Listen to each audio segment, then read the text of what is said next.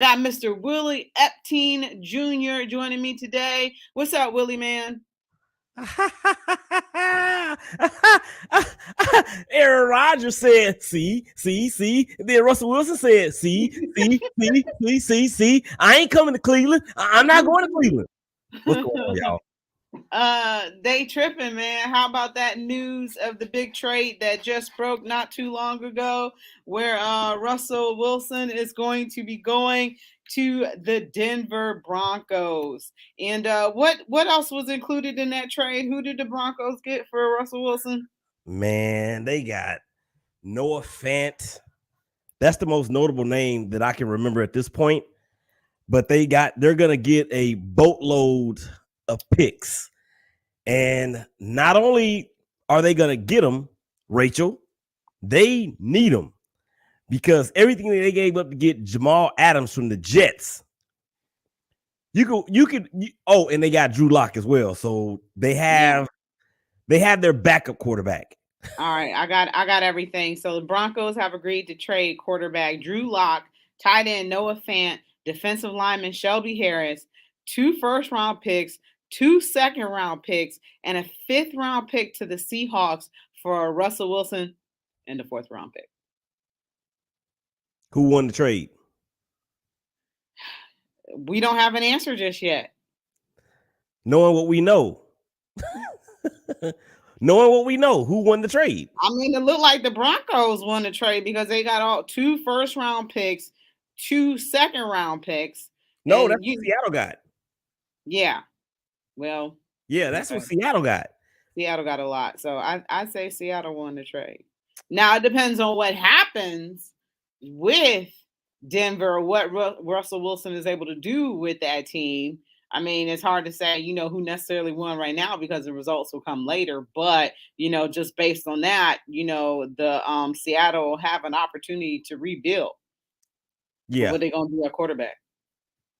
Well, they got picks. They got picks now. I mean, even okay, this is the deal with Seattle. And I know Pete Carroll is 373 years old. Okay. He said 373 years. He's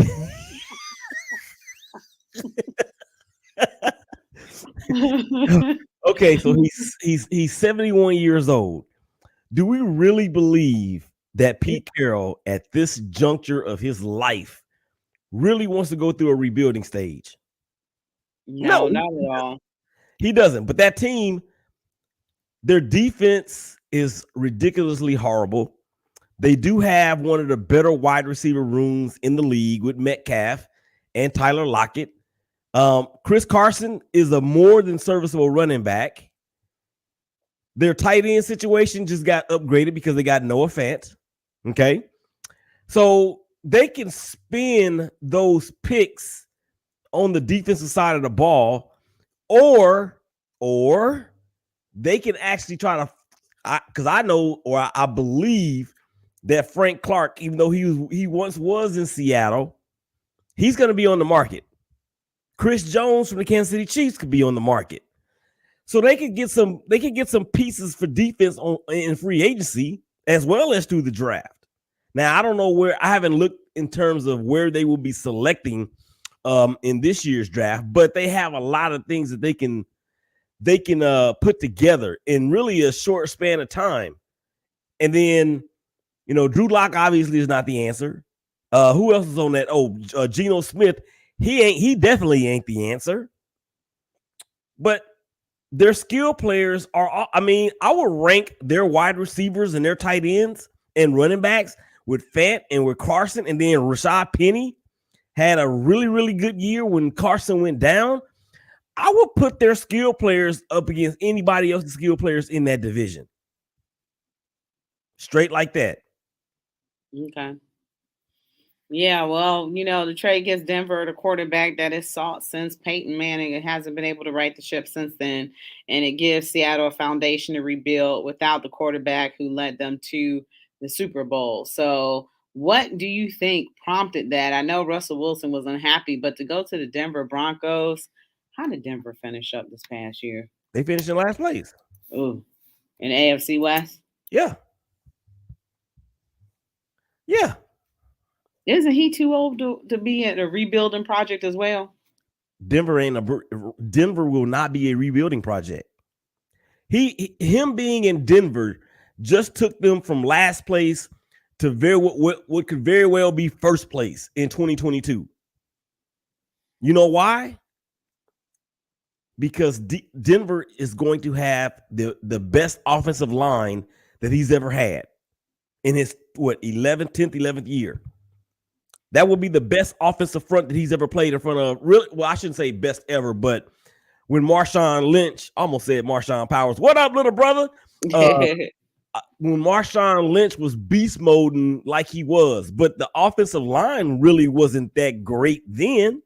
I mean, he's taken the most hits of any quarterback since he's been in the league. So going to Denver, he already has an upgraded offensive line. You could probably do a push in terms of the wide receiver room because Metcalf is a monster. We know Tyler Lockett is really, really good. I don't think anybody expected Lockett to be this type of a player. He really is an impact player. You got Cortland Sutton, who is a beast. He just got paid, by the way. You have Jerry Jeudy, who is probably one of the top 4 route runners in the NFL, even in his 3rd year. And you have KJ Hamler, who was out for all of last season, basically with a leg injury. And they still had the other tight end. I'm sorry, not the other tight end. Well, they had another tight end on the opposite side of Noah Fant. I don't know what his contract status is at this point, whether or not he's a free agent or I don't know. But and then you have a plethora of running backs in the backfield. Okay, I would take Denver's current running backs with Williams out of North Carolina. He was a rookie last year, did very well. That's Marshawn's boy. Okay, I would take Williams, Russell, and the wide receivers from Denver that now and the offensive line is now with Russell Wilson over what he's had in his prime in Seattle. So it's not a rebuilding project in Denver. Seattle was going to be a rebuilding project. George says, tell me in 3 years. I just had that. Tell me in 3 years who won the trade between Denver and Seattle. And then also All Sports All Plays said, and they got rid of Russell Wilson's cap hit as well. So that's big. Also, yeah, they are able to make the money work. What do you think it was for Russell Wilson to be like, I'm finally one out of Seattle? Everything we just said. Rachel. I mean, he's relatively still in his prime. Okay. He's going to a cold weather place, but Seattle is a cold weather place. He's going to a really tough division, but the NFC West was a tough division. And we got to talk about the AFC West before we get up out of here because I've been tweeting about that all day. And then if his choices were Chicago, which we've heard, I don't really think Cleveland was ever really in the running. Probably not. Because I don't, no matter how Browns fans may feel about Baker Mayfield, about him being the man or him not being the man, I really don't believe that they were ever really in the running because of the fact that they've already picked up his 5th-year option. So to me, they were never in the running. The Giants, I don't think when Brian Daboll went there to be their head coach, I think that took the Giants out of the running because I think Daboll thinks that he has something with Daniel Jones that he can mold. Will you mold me? Oh, yes. Can you hold me? Okay, so yeah. And then Philly has committed to Jalen Hurts, believe it or not. Their owner, I forgot the dude's name, but their owner had come out and said that Jalen Hurts is the QB1 for 2022. So that left Chicago, possibly Chicago. You know he wasn't going to go there. They just drafted Justin Fields, moved up to get him. So Denver was like that old ex lurking in the background. Okay, and just waiting for one of these other chicks to slip up. And something happened. And then something happened. And then Russell and Sierra and their kids decided that Denver was the best place to be. Yeah. Turn my mic off by accident. Yeah. Also, that Cleveland was not on the list of one of the teams that Russell Wilson would have came to. So we were never in the running, I think, to get him. It was wishful thinking, but never in the running to get him, and that would have involved a straight up trade for Baker Mayfield as well. Would have been involved in a trade to Seattle if he came here. So yeah, and Seattle wasn't gonna do that anyway. They didn't want Baker Mayfield. does anybody want Baker Mayfield? The Browns do. I don't. I'm just saying, Rachel, in terms of what else is out there, who are they going to get better? There's certainly not anybody in the draft that's better than Baker would be in 2022. The quarterback market is such as this. Ryan Fitzpatrick, Mitchell Trubisky, Marcus Mariota. That's basically it. And I think the only reason they talk about Mitchell Trubisky is because he's a hometown guy. So, that has drummed up a little bit more speed here. But I think that's only because, he's from Cleveland. But other than that, I don't think that they would ever even talk about Mitchell Trubisky possibly coming back home. And I wouldn't want him anyway. I mean, what has he got that Baker doesn't have? Maybe a little bit more athleticism.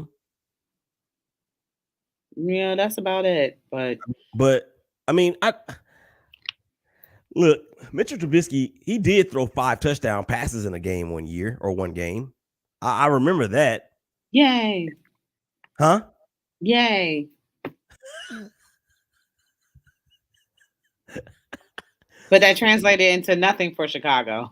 Right. Pretty much nothing at all. So, and then they drafted Justin Fields to replace him. So, Mitchell Trubisky, that's like he should be third string on somebody's roster. I wouldn't say that. I wouldn't say that. I think Mitchell Trubisky could actually be a quarterback that can start for a team that has everything around him in place. I mean, a good running game, a good tight end. But could he still win you a game if you had everything in place around him? Could Mitchell Trubisky go out and still win you a game?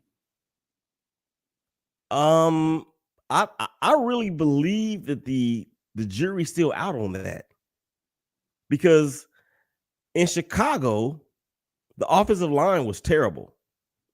They did not have a running game.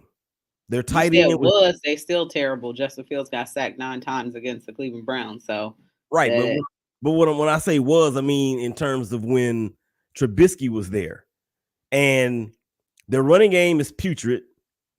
They don't really have any. Well, they didn't back then, other than maybe Allen Robinson. But I don't think him and Allen Robinson ever really just gelled together. Because, okay, Matt Nagy, the so-called quarterback whisperer, they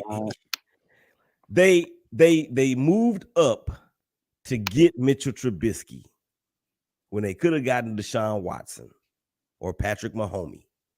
So what happens? Matt Nagy is at Kansas City, right? Okay, thank you, George B. Jeffrey Lurie is the owner of the Eagles. That was in reference to me saying that he said that Jalen Hurts is the QB1. And that's another good point, George. Denver also has an attractive buy now for new owner Byron Allen. You know who Byron Allen is, right? You absolutely know who Byron Allen is. Yeah. So that's the stuff that's behind the scenes that we don't know that Sierra and Russell are weighing.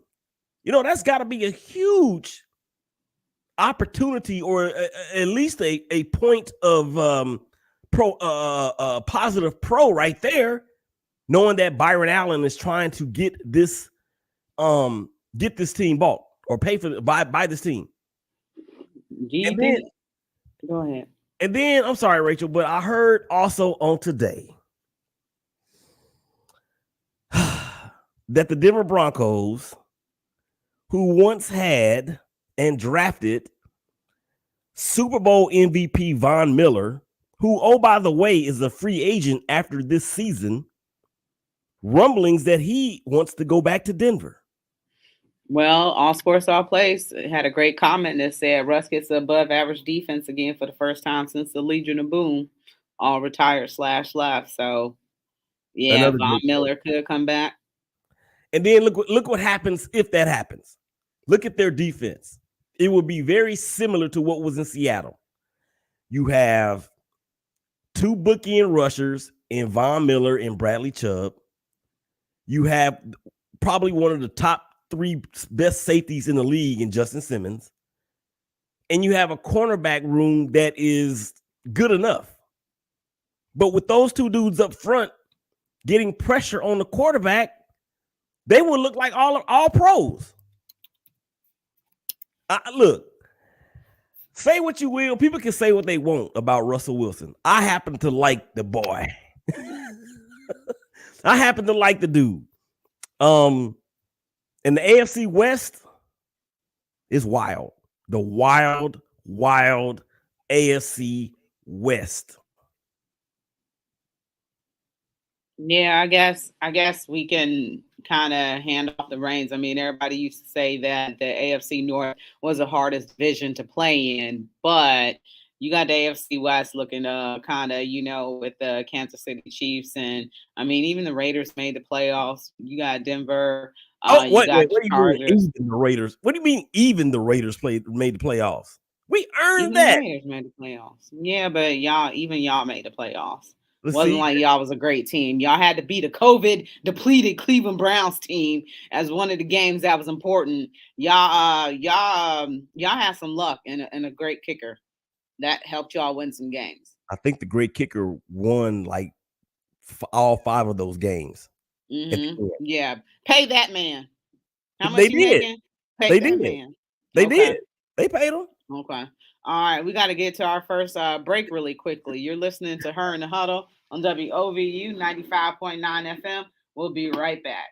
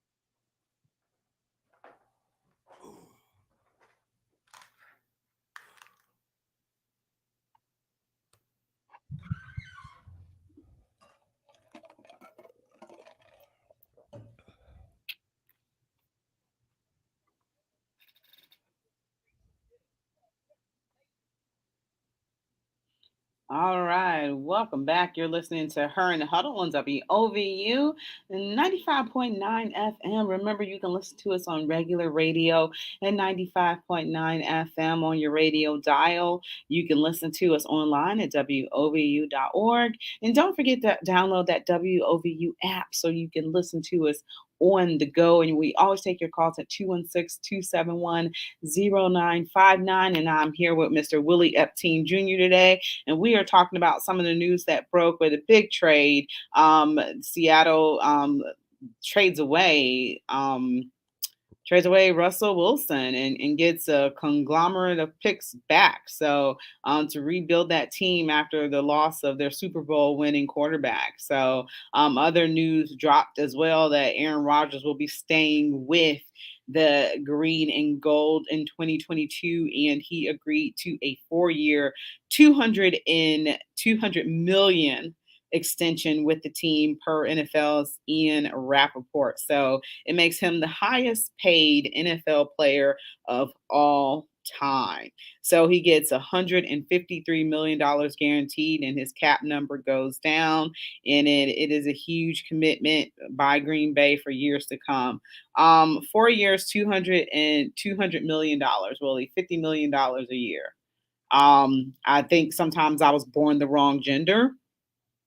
Sometimes I wish I was born a male with off the charts athletic ability. And, I was able to play football and baseball and basketball. I was also born the wrong height as well. But now we can end the talks of Aaron Rodgers going to Pittsburgh, which I guess was on one of his wish lists if he did choose to lose. But was he going anywhere all along, or was he staying with Green Bay? I mean, I think the possibility was real. I mean, I won't say 50-50 real, but it definitely had some traction with it. But at the end of the day, I think he realized that if it's about winning a Super Bowl, that Green Bay is the best place for him to do it. The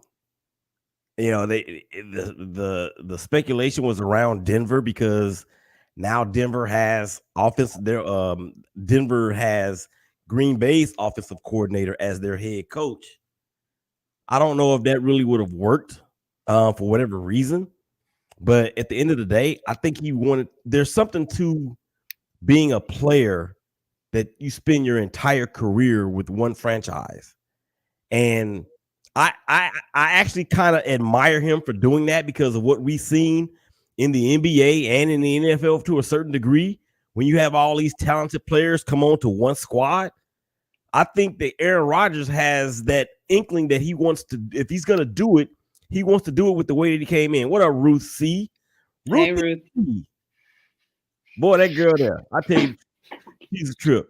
But yeah, when you talk about Aaron Rodgers, 3-time MVP, 2-time back-to-back MVP, when you have a home game in a divisional round against an opponent that is far less or is inferior to you, you should not be putting up 10 points. You should not be putting up 10 points against a team that is quarterbacked by Jimmy Garoppolo. Why are you hating on Jimmy? This ain't about Jimmy. This is about Aaron. Aaron Rodgers has thrown over 100 touchdown passes in the last 2 years. Okay? Yeah, so, I mean, you got to give some credit to San Francisco. They went in there and they did that. So this ain't about San Francisco. We understand that they went in there and did their thing. We're not talking about San Francisco. We're talking about Green Bay. We're talking about Aaron Rodgers. We're talking about the a lot of people's most talented player ever that they've ever seen. We're talking about those people. We're not talking about San Francisco. The heck with San Francisco. I'm just like, yo, I'm glad the saga's over with. He held the audience captive basically for over a year and a half, if not 2 years. So now what does this mean for the Green Bay Packers? Yeah, they got some salary cap relief, but if they don't sign Devonte Adams to a deal that's making him $28 million a year, they're going to franchise him at $20 million a year, and that's going to be a hit on their cap immediately. I know people was talking about possibly picking him up. as a receiver here because we are depleted of receivers. But I highly doubt that he's going to move anywhere. I believe he's going to stay in Green Bay. Aaron Rodgers did put something out himself. He said he wanted to clear some things up. He will be returning back to the Packers next year. However, the reports of him signing a contract are inaccurate, as are the supposed terms of the contract I signed. I'm very excited to be back. I can't take Aaron Rodgers' word for anything, says the person who said that I've been immunized. So whatever, Aaron. I believe what's reported. Yeah, well, he's proven that he can't tell the 100% complete truth. Okay, so they said they've already tagged Devonte Adams, which we knew it was coming. Yeah. All that does is give them until July 15th to work out a long-term deal. That's it. But if I was him, I'm not going to no OTAs. You gonna hold out? I'm not going to no mini camp. I'm not going to nothing. You gonna hold out and get your money? Until I get my deal. Devonte Adams is the top 3 receiver in the NFL. Yeah. Aaron Rodgers wouldn't have the numbers without Devonte Adams. And Devonte Adams wouldn't have the numbers without Aaron Rodgers. I think that's pretty safe to say. But what I'm saying is, this dude, man, he can run every route in the tree. He can run by you. He can even run over you. And he's shown how tough he is. Remember that hit he took against the Broncos? No. When he was knocked out and they didn't even call a penalty on that play? Yeah, well, he's shown how tough he is. So this dude, man, they're talking about running it back again. Well, first of all, you can't run it back because you ain't won nothing. How you gonna run something back and the last game you played, you lost? I'm just saying. I'm just saying. So let me ask you this, Rachel. Yes, sir. Who would you consider to be the best pass catching room or the best quarterback / wide receiver combos, trios, or whatever? I'm gonna give you 3 of them. With what we know, I already know one of them. With what we know, what they've done: Justin Herbert, Mike Williams, who also got his big deal today, 3 years, $60 million, $40 million guaranteed. Keenan Allen, Justin Herbert, Mike Williams, Russell Wilson, Cortland Sutton, Jerry Jeudy, Green Bay with Aaron Rodgers, and basically just Devonte Adams. Which one of those 3 trios / duos are you taking? I'm going to take Aaron Rodgers and Devonte Adams. I thought you almost was going to say Matthew Stafford and Cooper Kupp, but they only been together for a year. Well, but they won the Super Bowl, so they don't count. Yeah, I know, but still. Everybody still a good duo, though. Yeah, and I'm not saying that they're not one of the top duos. I'm talking about the duos and the trios and the people and the players that we're talking about that made headlines on today. That's what I'm talking about. So I look, Devonte Adams had 1,600 yards receiving last year. He was targeted 160 times. Okay. I think he had 15 catches or something like that. The next wide receiver to have the most yards was Alan Lazard. You know how many receiving yards he had? How many did he have? 500. What's his name? Marquez Valdez Loop. Scantling. So ignorant. I mean, I'm just saying, this is what I'm talking about. So what this signing, okay, them re-upping with A-Rod for the next really 2 years, because it's going to be a 2-year deal, I'm sure. That 3rd year, they can throw it out the window. What has happened today that has really made the Green Bay Packers any better than they were the last 2 years? Nothing. And we supposed to have confidence in that?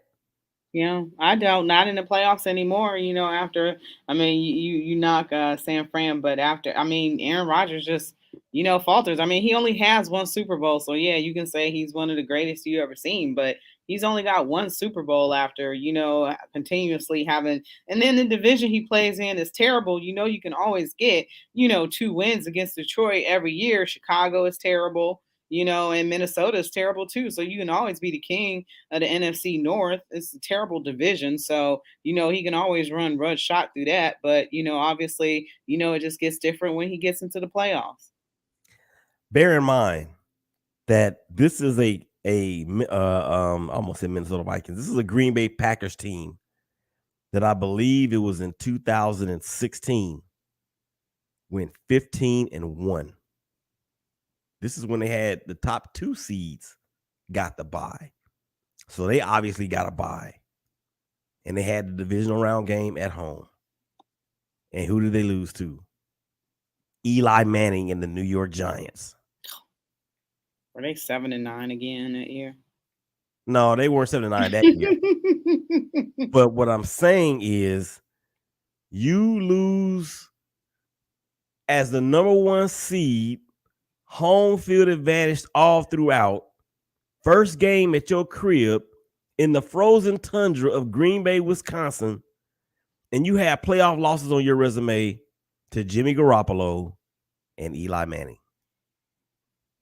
You can put Eli Manning and Jimmy Garoppolo together, and Aaron Rodgers is still a better quarterback than the two of them combined. Mm-hmm.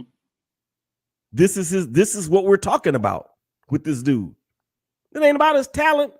It ain't about how he can throw a ball through a brick wall. We know that. But I mean, he's not. He's the opposite of yeast. He didn't rise. He didn't rise in the playoffs. Yeah. And then think about it like this. I know we got to go to break. 2011, when they won the Super Bowl, Ben and the boys were about to march down the field, or were marching down the field to hold on to the ball, but for a Rashard Mendenhall fumble recovered by the Green Bay Packers, and then they score. But other than that, we will be talking about Aaron Rodgers with as many Super Bowl championships as you and me and Marshawn and everybody in that studio put together. 0. So what I was about to say, was he almost one of the greatest to never do it, but he did it one time. But he's great, but they haven't been able to get it done. Mm-hmm. But one time, and what is that? Almost 11 years ago now that he's won a Super Bowl, despite being on one of the best teams in the league year after year. And Yep. I believe he had daylight in that in an NFC championship game. Was it the championship game the season before last against Tampa Bay Buccaneers? In No, which he had that was last year. It was the divisional round. okay. And he had a little bit of daylight to run the ball into the end zone at the end. I still believe if he runs, they win that game. Well, but he chose not to. All right. Was the 5th. Yeah, we got to take a break right quick. You're listening to Her in the Huddle on WOVU 95.9 FM. We will be right back.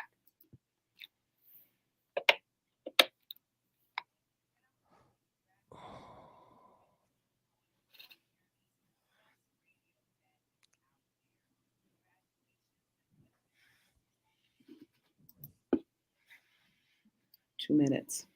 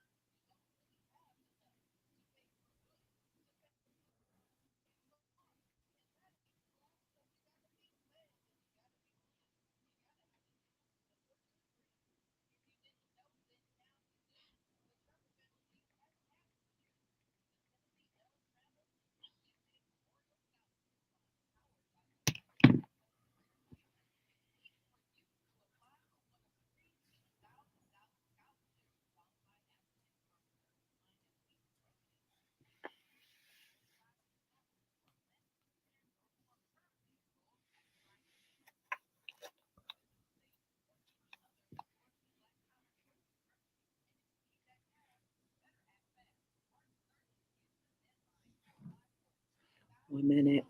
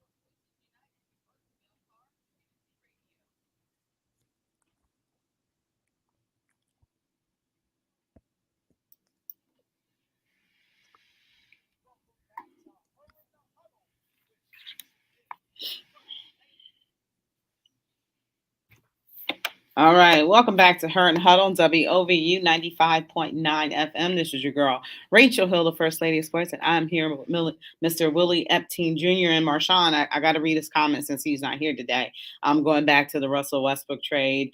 His quick thoughts as of today, I just found out Russ was traded.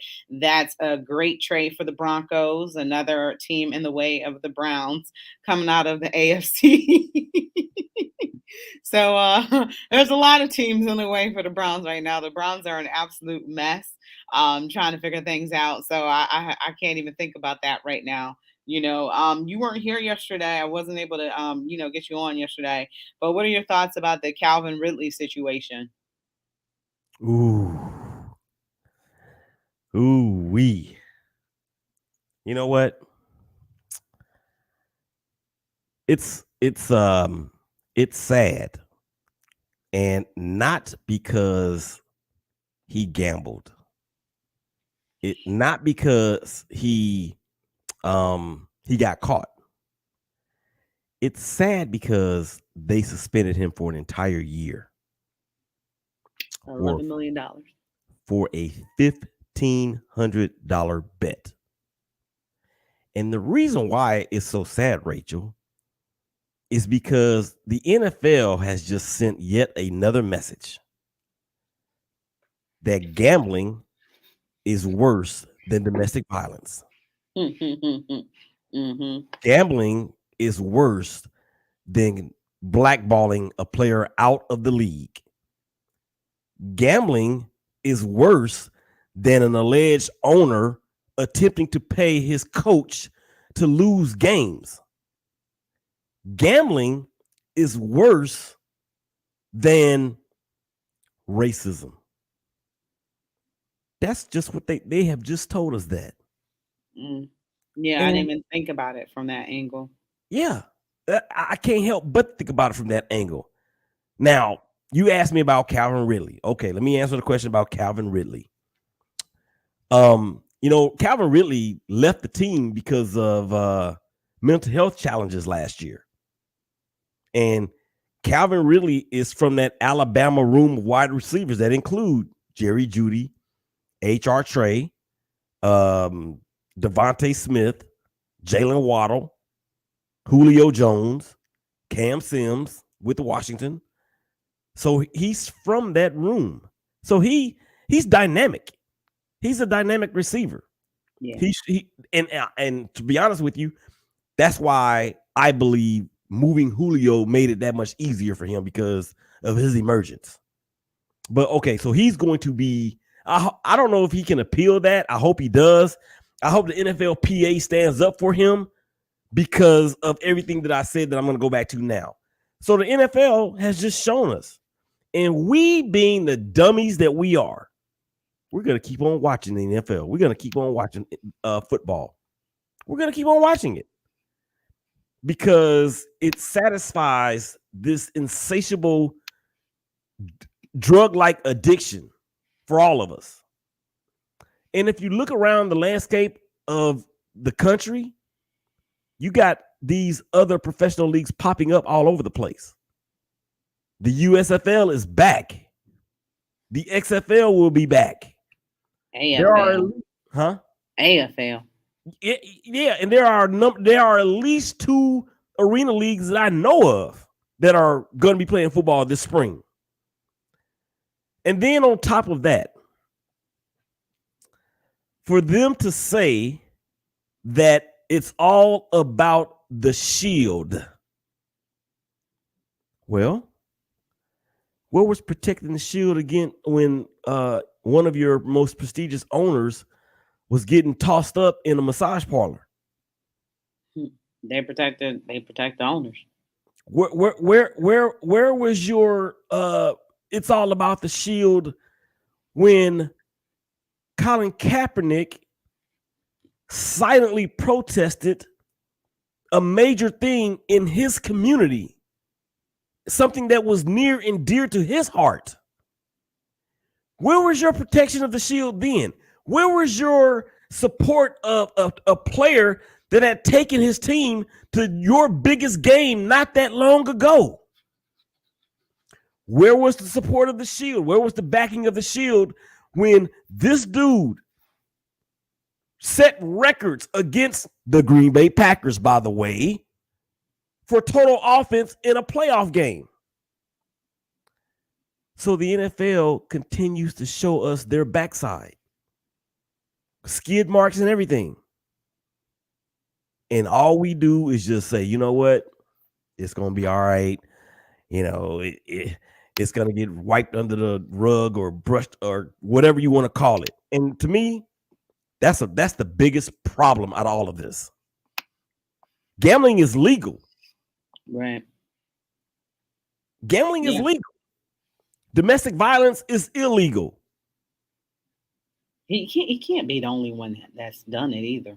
No, because they kicked out a dude that played for the Cardinals last year. Shaw. I think his last name was Shaw, maybe. I can't remember. He didn't get a whole lot of playing time. That may be the reason why he was gambling. I don't know. But Calvin really is he's a top 10 talent in receivers in the National Football League. No doubt about it. Josh Shaw. Okay. Mm-hmm.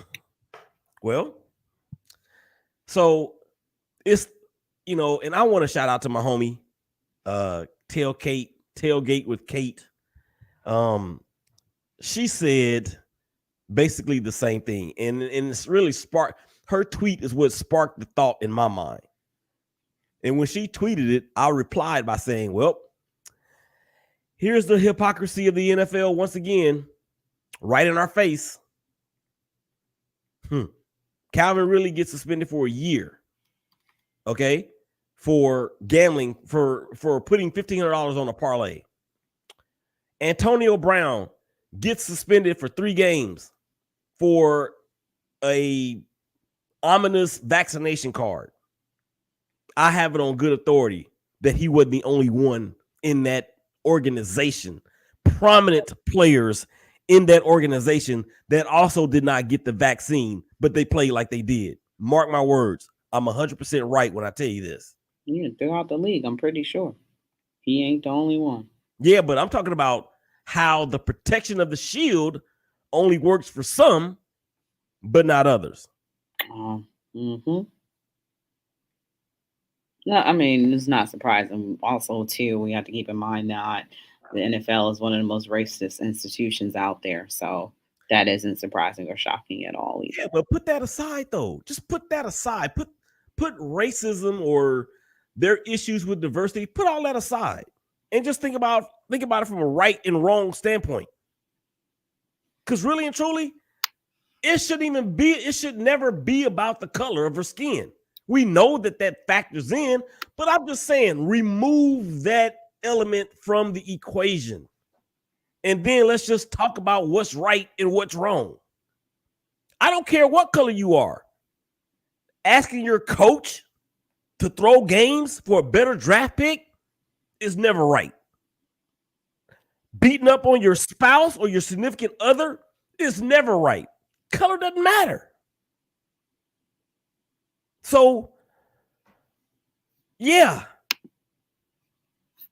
Yeah, George says, how do you suspend a player for the whole year for gambling? But you have deals with places that are gambling establishments to promote fantasy football. Such a fun flam league move. George Mendicki. George, good old George, Spot always on with the comments. brings the real. And George, George is in the media. He's a writer. He's been a writer. To me, it's I don't know if you ever saw Spider-Man 3.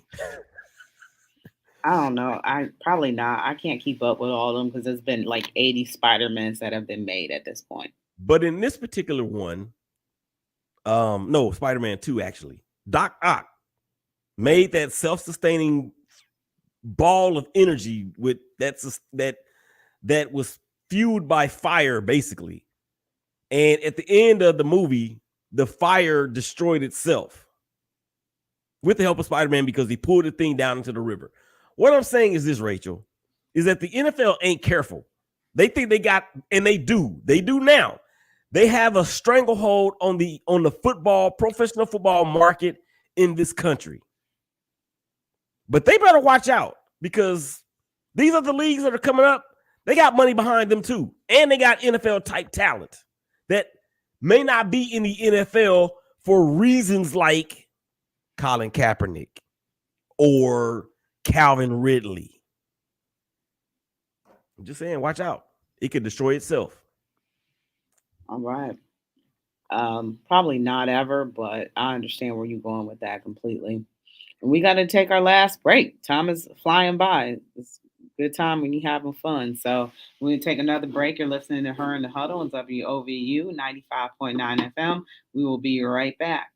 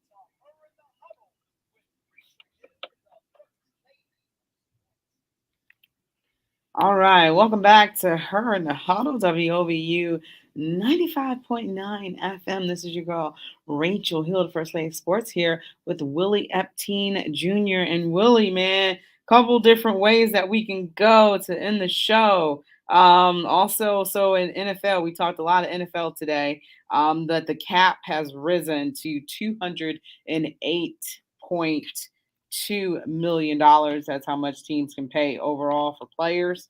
So that's something that happened today very quietly amongst today's blockbuster trade. You want to talk basketball? You want to talk baseball? Which direction you want to go in? Well, I'm kind of mad at baseball, so let's talk basketball. You know what? Well, there's still no deal done. So now we're talking about infringing upon, is it the third and fourth series of the year? Yeah, and I actually have a show out now on the BGC Sports Network, hashtag Brothers of Baseball, airing on the 6s and 12s around the clock TuneIn app, and also the 1s and 7s in Cleveland. And I just titled the show Dear Baseball. Dear Baseball. And I talked about the marriage that is Willie Epteen Jr. and the sport of baseball. How it's been going on for so long. It's been Guns N' Roses. Okay. We've separated a lot of different times, but we've never broken up. And we never will break up. But this is probably the maddest that I've been at Major League Baseball in a very, very long time. Probably since, I'm not going to say when, but it's been a long time. And I feel bad for the concession stand workers. I feel bad for the ticket people, parking lot people, grounds crew, maintenance, security. I feel sorry for all those people. Although the Major League Baseball Players Association did pledge $1 million, which is nothing, to help out with those employees in those said areas. Yeah, what's that gonna do? That's what, like $25 a person? I don't know. How's that really going to help when you break it down to all the teams and all the people that work there? And don't forget the ushers and stuff like that. So, it's so many different, people that's involved in the game day operations of a baseball game. So that money isn't going to be enough, $1 million. Yeah, that's great, that they thought of something.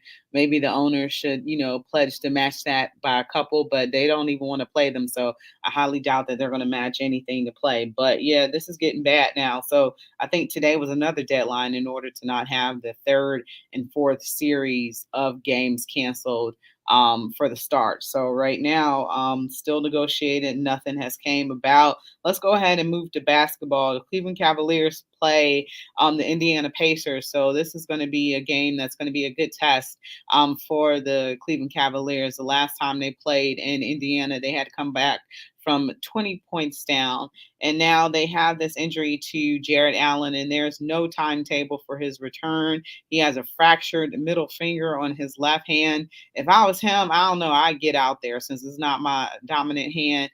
I'd be getting out there and just not, kind of using my left hand a little bit. What are your thoughts about the loss of Jared Allen for this team? And, right now they're 6 games out of first place in the Eastern Conference. What are your thoughts about the loss of Jared Allen? It's a big loss. It's a big loss. I don't know if I necessarily agree with you when you say I don't know if I necessarily agree with you when you say that he should get out there because this is non-dominant, whatever. Chop that finger off and get back out there. I mean, you could do like what Adrian Danley, Bernard King used to do. He would tape the 2 fingers together. He could do that, but I guess it's a pain threshold thing. Or even the Cavs are thinking about not right now, but later on, and they don't want it to. I don't know. He's not going to need surgery, is he? No, they're not saying. Nothing really has been released as of yet. So no real press releases or anything. They just say he's out indefinitely. So I'm sure that more information is going to be coming out soon about what his future status. Okay, so they're currently what, 4th, 5th in the East? 6th in the East. Yes. 37 and 27. I mean, they're still going to make the playoffs. They're still going to make the playoffs. He'll be back. I'm thinking, I would say sometime at the end of the month, not next month. If it's a fracture, if it's a hairline fracture and not a clean break or whatever, he will be back much sooner than later. Now, what is this I heard about Colin Sexton possibly being back before the end of the year? They said that he's progressing along nicely and he could potentially be back for a playoff run. So they even said that when he first got injured. And it was an Achilles, right? No, it was ACL tear. ACL tear. Yes. Okay. For Cleveland, they have the fortunate position to be in the position that they're in, because the Brooklyn Nets, Marshawn, the Marshawn Brooklyn Nets train is smoking. I mean, I ain't talking about the gray smoke. I'm talking about that black smoke that indicates that you got a valve thrown or something to that effect. So and I remember what I said, the Cavaliers are going to go further in the playoffs than the Nets are. Remember when I said that? He laughed at me. But now, what? The Nets are 1 game under 500. Well, wait till KD comes back. He's there. They're going to miss James Harden more than people realize. They would have been for the Nets. They would have been better off moving Kyrie rather than James Harden for the purposes of how they can play together. I believe that. Moving Kyrie. Yeah, I think that. It has nothing to do with the fact that he can only play part-time. You know? If you had James Harden, Ben Simmons, and Kevin Durant, I would praise that. I would sing the praises of that team more than I would Kyrie Irving, Ben Simmons, Kevin Durant. I would. So the Cavs are going to be okay. Yeah, but it's still, I'm like, what else is next at this point? It's just continuous injury after continuous injury. And, they continue to keep winning and they've managed to keep their heads afloat. So that's definitely a good thing. They haven't let the injuries get them down. But, one of the things is, you have to be careful with Darius Garland in that back. And you saw the difference when Darius Garland wasn't playing. They lose 6 out of 7 games. So that shows how important he is. So you definitely don't want that back to continue to flare up on him. So it's bad enough. Jared Allen, hopefully he can be back quickly. And, prayers for a speedy recovery for him. But, this is a huge blow. And, the Cavs have to continue to somehow sustain their winning ways. And tonight tonight in Pennsylvania, not Pennsylvania, but in Indiana, it's going to be the way to do it. They have a brutal stretch on Friday and Saturday in which they take on the Miami Heat as well as the Chicago Bulls. The Chicago Bulls have dropped down a little bit, and I think they're in 4th place in the Eastern Conference, I think. Yeah, they've lost 5 in a row. Yeah. So, and Boston is over us now too. So, that could be very interesting. But want to touch very quickly. Unfortunately, Cleveland State, they lost last night, so their season is over. They lost last night to Wright State, 82-67, and pretty much they struggled out of the gate. And with the Horizon League, that's the championship is one of those in which you win, you're in. And unfortunately, they went down in the semifinal. So the number 1 seed was upset by the number 4 seed, so they're done with that. Also, Browns news, David Njoku had the franchise tag placed on him. What do you think about that? Do you think he was deserving of that franchise tag?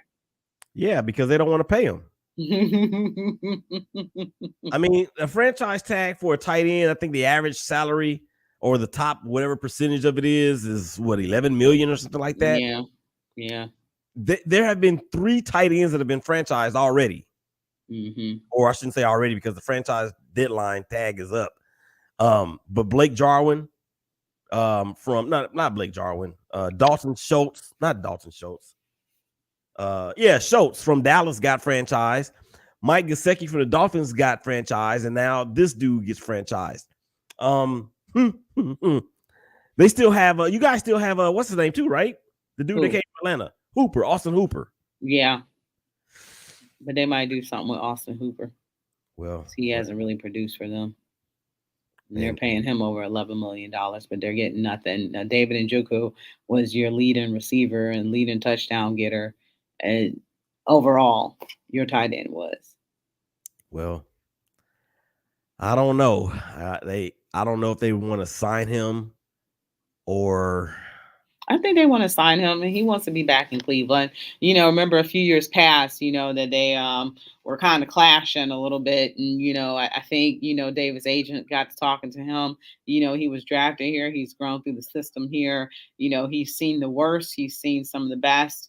And I think, his agent kind of talked him off the ledge a little bit. And I think the relationship has gotten better. And I truly think he wants to be here. Obviously, he wants to make his money. But, is he going to be able to get more money elsewhere either?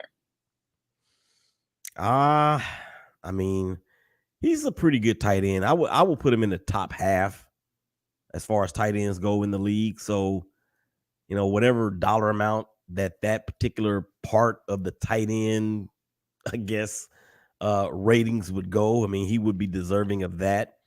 There are a lot of great tight ends, not only in the AFC, but really in that division. When you think about it, you got the kid from Pittsburgh, you got Uzoma from Cincinnati, you got Mark Andrews in Baltimore. Mm-hmm. I mean, you could probably say that Njoku is probably the fourth best tight end in that division. Yeah. Well, congrats to David. That's our time, Willie, man. Time flies by when you're having fun. I want to thank you so much. You Okay. get over it. I'll be talking to you in a few minutes. But this is her in the huddle for WOVU 95.9 FM for the First Lady and Willie Epstein Jr. We are out.